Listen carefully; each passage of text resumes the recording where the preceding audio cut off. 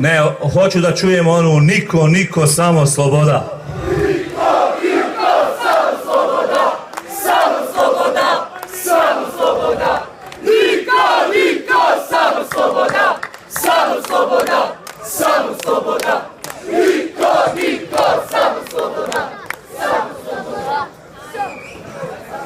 Ovako, ja ću pozdraviti sve prisutne ovdje večeras.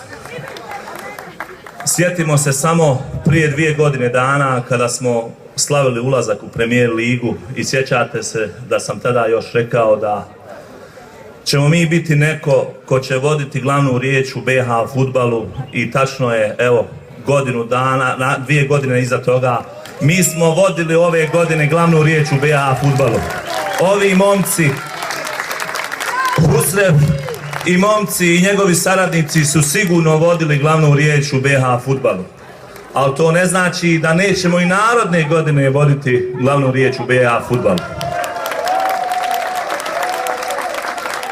Možda smo malo, da kažem, i podbacili u nekim očekivanjima. Bili smo na pragu tako jednog istorijskog dana, ali prvenstveno da kažemo, nismo se mi toliko spremali za ovo što je se desilo nama da igramo i finale kupa i do zadnjeg kola.